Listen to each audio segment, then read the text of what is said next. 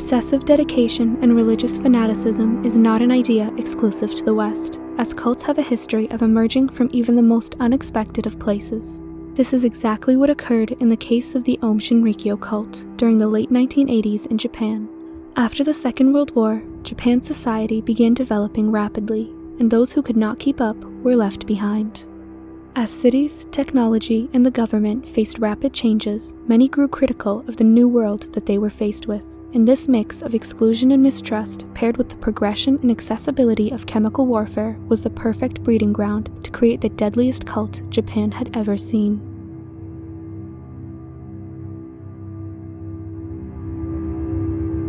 Shoko Asahara was born on March 2, 1955. He was one of 9 children in an impoverished family living in the Kumamoto Prefecture.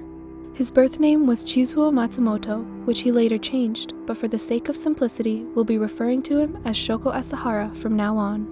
From birth, Asahara developed infantile glaucoma, visually impairing him, a condition that would leave him almost fully blind and in his later years forced Asahara to attend a boarding school for blind children. Although, even from a young age, Asahara seemed to like the idea of power. He was even known to be a bully at his boarding school, physically injuring his classmates or taking their money. But as Asahara grew older, he leaned towards a more mental and spiritual lifestyle. He had graduated from junior college in 1975 and turned towards the study of acupuncture, before ultimately devoting his time to studying religion in the early 1980s. But ironically, as Asahara became more religious, his hate towards Japan and the Japanese government grew. He grew dissatisfied with the traditional Japanese Buddhism and leaned more towards a mix of Tibetan Buddhism, Christianity, and his own prophecies instead, preferring a form of religion without Japanese influence. He meshed this new branch of theology with his own knowledge of meditation and yoga, and would soon go on to create his own religious organization. But for the meantime, Asahara had to start small.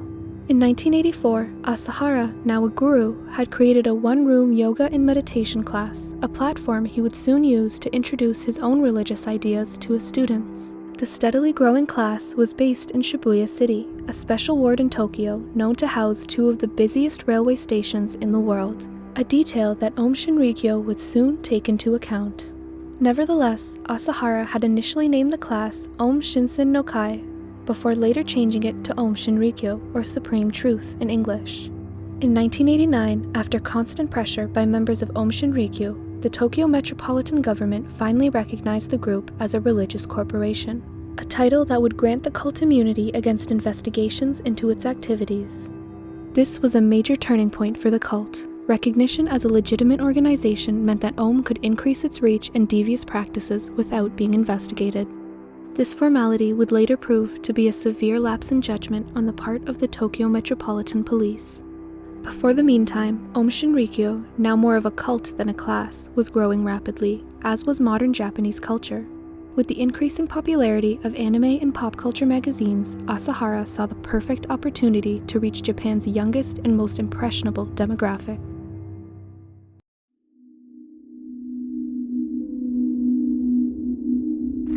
After being recognized as a legitimate corporation, Aum's membership grew exponentially, as did their net worth. Most members of the cult were young adults who had seen the group in magazines or flyers.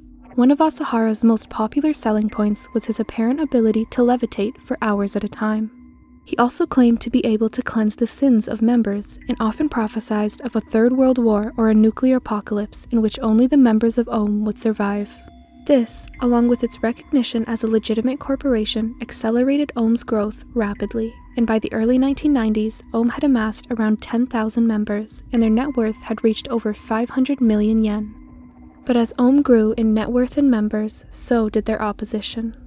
Over the years, former cult members had begun to speak out against Aum Shinrikyo's zero-tolerance policy and its torture of members who tried to leave the cult without permission. There had been rumors spreading around the general public that members of Aum had been subjected to inhumane conditions and been experimented on. Of course, these rumors were all true, but because of the aforementioned title as a religious corporation, no major investigations could be launched.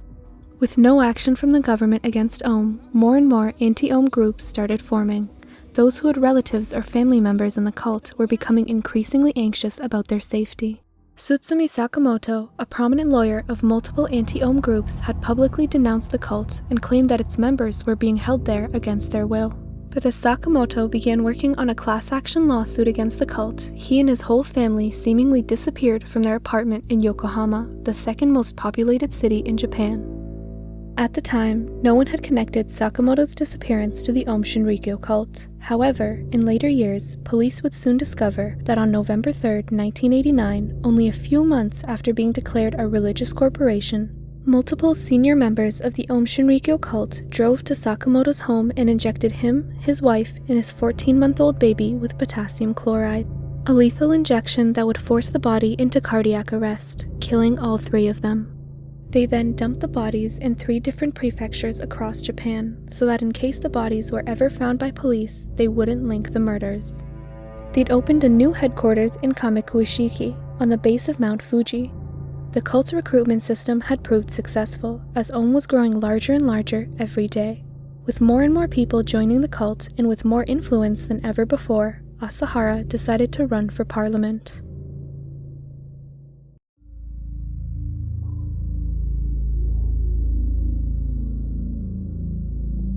In 1990, Asahara and 24 other members of his inner circle announced that they would be candidates in this year's Japanese Diet election under their own party, the Shinrito, in English, the Truth Party. Although Asahara's cult had been growing faster than ever before, his campaign of singing and dancing in downtown Tokyo wasn't attracting enough attention. Ultimately, Asahara only received around 1,700 votes out of 500,000 votes cast.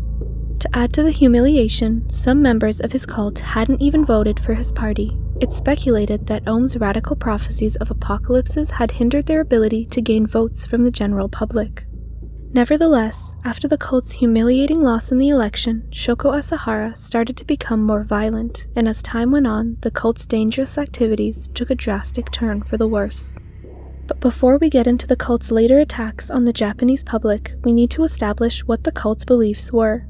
Essentially, Shoko Asahara preached that there were multiple levels of consciousness that a person could reach. Asahara, of course, claimed that he had the highest level of consciousness, and that other people could raise their consciousness as well if they joined the cult and followed the divine teachings of their supreme master, Shoko Asahara. Members of the cult had to hand over almost all of their worldly possessions to Asahara and were subjected to what the cult called survival training. Here, members would be subjected to prolonged submersion underwater, drug abuse, and mental trauma. Asahara believed that a major war would break out between Japan and the United States in the following years, involving weapons of mass destruction. This war, he believed, would mark the start of the Armageddon and the end of humanity. Members who tried to leave the cult were brutalized and, in most cases, murdered. Outsiders who publicly spoke out against the cult, as we previously mentioned, were usually assassinated by senior members of Aum. Asahara motivated his members by telling them stories of his own clairvoyant-like experiences. He claimed that he was able to levitate and fly around rooms on command. However, in all the pictures provided, it's clear that he's either jumping off the floor or the picture has been manipulated in some way.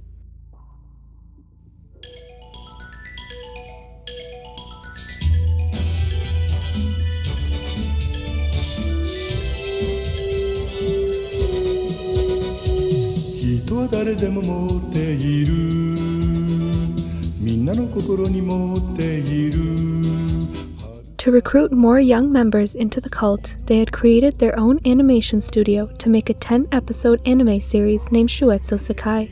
It consisted mostly of propaganda and stories about Shoko Asahara and his quest for the supreme truth. This, along with multiple TV appearances, is what made Aum's recruitment campaign more successful.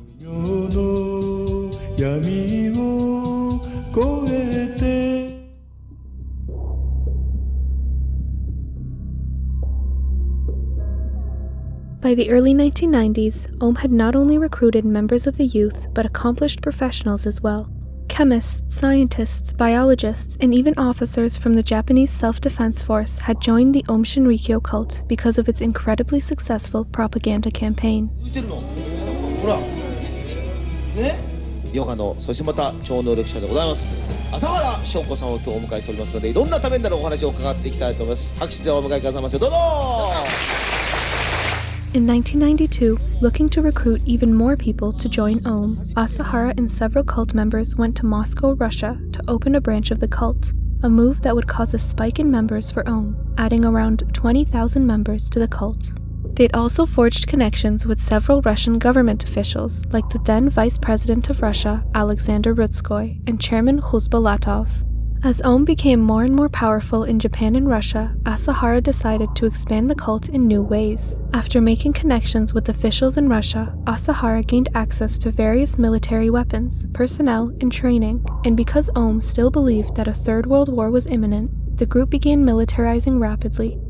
In the early 1990s, Om had apparently began planning to manufacture as many as 1,000 AK-74s and cartridges and had given around 200 of its members military training.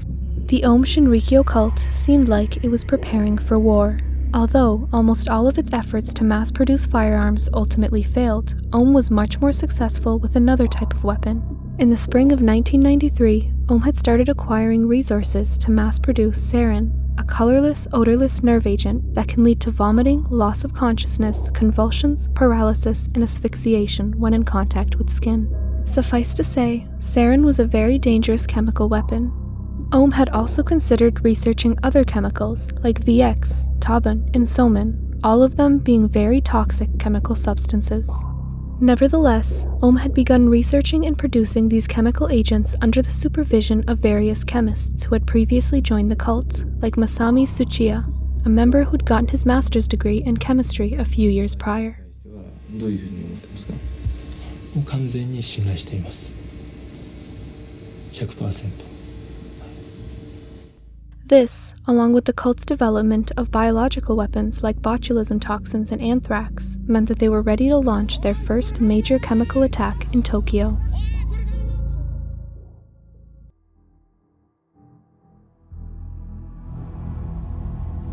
On June 29, 1993, 5 residents living in Kamaido, Tokyo reported a foul odor to the local health authorities. Upon investigation, officers found that the smell was coming from an 8-story building in the area, known to be Om Shinrikyo's headquarters. The smell persisted throughout the next day, and the residents, now fed up with Om's practices, registered 41 complaints to local health authorities to investigate the origin of the smell. But when authorities asked for permission to enter the cult's headquarters and investigate the smell, they were denied entry. After one more day of the foul odor and 118 more complaints filed by residents, Shoko Asahara and his cult were forced out of the area.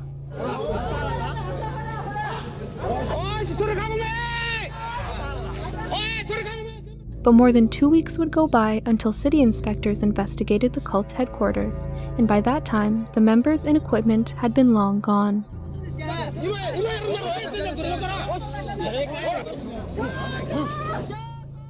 Since no one had been injured or died from the foul odor, this incident was largely forgotten, until, in the following years, several former Om cult members revealed that a gas they'd been testing, anthrax, had been emanating on the roof of the building. Their intention was to cause an inhalation anthrax epidemic among the residents living in the area. Although their plan had turned into a complete disaster, the Om Shinrikyo cult realized that testing chemical weapons in Japan was too risky. So as a way to cover up their research, they bought a remote sheep station in Western Australia, where they test their chemicals on cattle, ultimately killing 29 sheep in their experiments.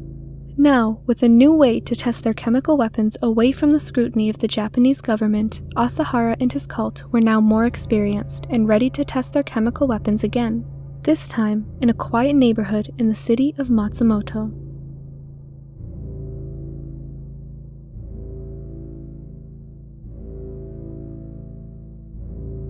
Matsumoto housed 3 judges who were expected to rule against the cult in a land dispute, which made them prime targets for Om, whose plan was to release sarin gas into the courthouse. However, a last-minute change in plans led the cult to target the judges' 3-story apartment building where they lived. So, on June 27, 1994, members of Om drove down a small neighborhood road in Matsumoto. They used a refrigerated truck to release a cloud of sarin, which would turn into an aerosol and float into the homes of the judges. However, in the process of this targeted attack, everyone in the neighborhood who came in contact with the free-floating aerosol was affected. 5 people were found dead in their homes, 2 people had died right after hospital admission, and another had slipped into a coma for 14 years, passing away in 2008. A total of 274 people were treated in a hospital following the attack, one of the largest attacks that Aum had conducted at the time. The following investigation turned up little to no information. In fact, police had accused a 44-year-old man named Yoshiyuki Kono of setting up the attack on the neighborhood. It was found that he had several chemicals in his possession, and despite not having the technical know-how to commit such a large-scale attack, he was named the sole perpetrator. Kono had received death threats and hate mail, but in the following year, after discovering that Aum had carried out the attack, Kono received public apologies from all news agencies that had accused him, but did not get an apology from the Nagano police force until 2002. It would take around a year for the Aum Shinrikyo cult to be implicated in this incident, so, at the time, Aum considered this a victory. They'd successfully injured hundreds of residents and killed at least 7, while, at the same time, testing their sarin for the first time. This, to them, proved that they were ready for bigger and better targets.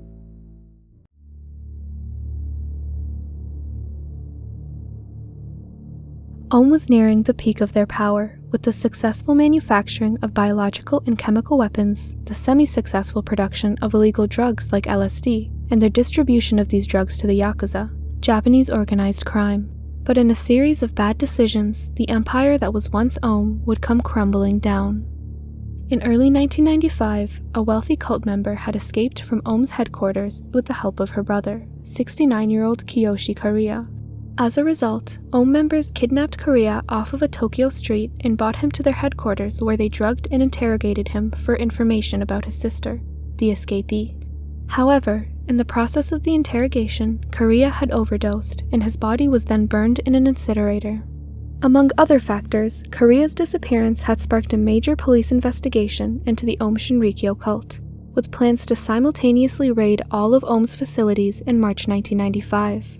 But 3 days before the raid, Asahara was tipped off by cult members in the Japanese Self-Defense Force. So, a preemptive strike was planned to be carried out in the Tokyo subway during its rush hour. Aum immediately started producing large quantities of liquid sarin, as well as planning their attack.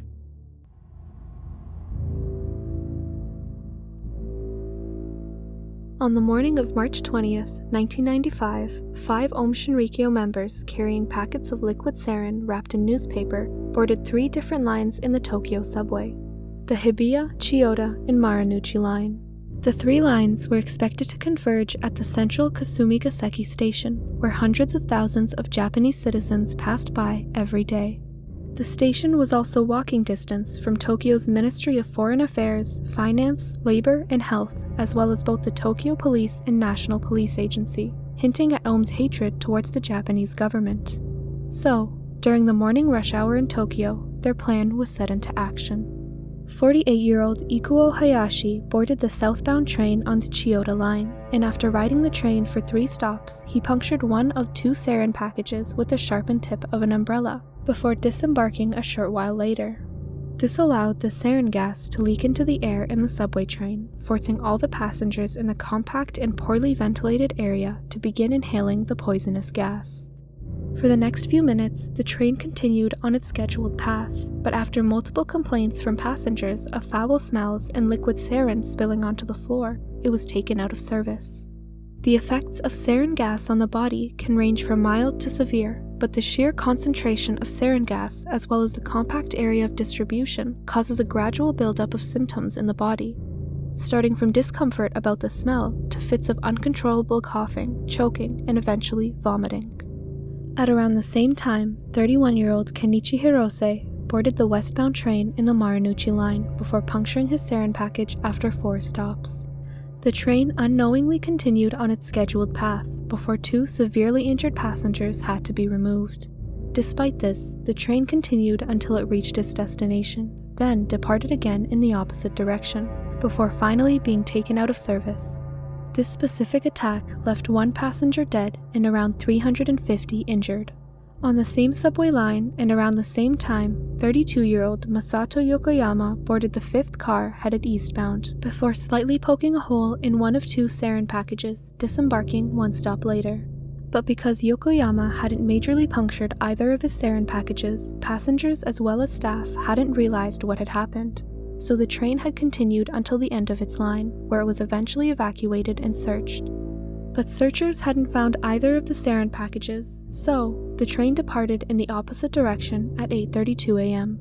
But after passengers started falling ill, station attendants finally found the liquid sarin, before promptly mopping the floor and continuing on the scheduled route for another hour. The train was finally taken out of service at 9:27 a.m., leaving no casualties but 200 people in serious condition.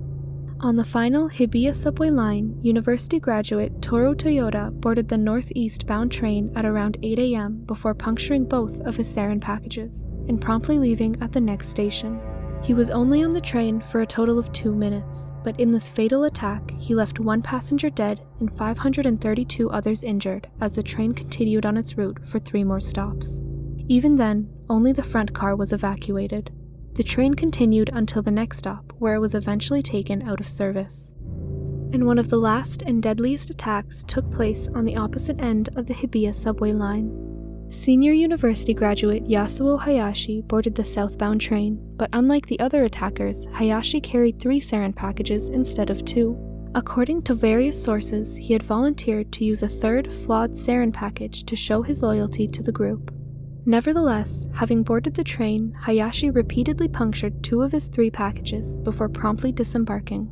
By the time the train had reached the next stop, passengers had noticed the sarin packages leaking fluid onto the floor, prompting one passenger to kick it out onto the subway platform. This seemingly harmless action allowed for the sarin gas to infiltrate the air in the subway platform, where dozens of other citizens stood waiting for the train, effectively forcing even more Tokyo residents to be exposed to the gas. This simple action increased the death toll by taking 4 more lives, but not before the people in the train started to feel the effects of the sarin. At 8:10 a.m., one passenger began feeling overwhelmed by the effects of the sarin and pressed the emergency stop button on the train. But because the train was traveling in a tunnel at the time, they had no choice but to continue until they reached the next station, and by that time, multiple passengers had succumbed to the exposure of sarin. In total, 14 people died in the attack. 12 of them had died on the day of the attack, 1 died the following day, and 1 other had died in 2020 after the exposure to sarin left them bedridden for 25 years. With around 6,500 people injured, this attack was one of the worst cases of domestic terrorism in Japanese history. After the attack, a media frenzy swiftly ensued as the cult entered the public eye. Due to this and a number of other factors, in the following years, the Aum Shinrikyo cult would completely fall apart. Multiple full-scale raids were carried out at the Aum headquarters in Tokyo, Kamikuishiki, and Russia. During these raids, police found and seized various explosives, chemical weapons, illegal drugs, and even prisoners who were found in cells in various buildings, most of whom had been part of anti-Aum groups or had been connected to an escaped member. But this didn't stop Aum from trying to carry out even more attacks in a desperate attempt to try and distract police. On May 5, 1995, a few months after the subway attack, sodium cyanide was found at a public restroom in Tokyo's Shinjuku station, but the device, made out of 2 plastic bags containing different chemicals, was quickly found and seized by police. On May 16th, a letter bomb was mailed to the governor of Metropolitan Tokyo, and upon opening, the letter exploded, blowing the fingers off of the governor's left hand. 5 Aum members were swiftly arrested and charged for the attack. Aum had attempted to commit more terrorist attacks, but most were unsuccessful. The empire that was once a religious corporation worth multi-million yen was now deemed a terrorist group in Russia, Canada, the US, and many more. On May 16th, after evading police for around 2 months, Shoko Asahara was finally arrested after he was found at one of Aum's headquarters, beginning the quote trial of the century as dubbed by Japanese media. Asahara was found guilty on 13 of his 17 charges, as police were just now uncovering his earlier attacks, such as the Sakamoto family murder and the Matsumoto sarin attack. Ultimately, Asahara was sentenced to death by hanging in 2004, and in 2018 he was executed along with many other senior members of Aum. Since then, the Aum Shinrikyo cult has been depicted in video games like the story of Kamikuishiki Village, a Japanese doujin game that recently rose in popularity because of speculation that it was made as a recruitment strategy for the cult. However, it was later revealed that the single-player game was satirical, aimed at making fun of the cult by using real footage from the attack to dramatize their great failure. The Aum Shinrikyo cult terrorized the Japanese population for years, committing assassinations, feeding corruption, and unleashing indiscriminate terror attacks on the people of Tokyo. Even now, Aum Shinrikyo hasn't been fully banned in Japan.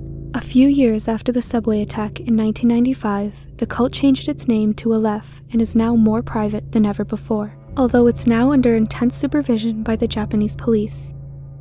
After unleashing a fatal attack on the public, Japan's most dangerous cult was finally brought down. And although the threat was trivialized in later years, the danger that this group posed to the Japanese public cannot be forgotten.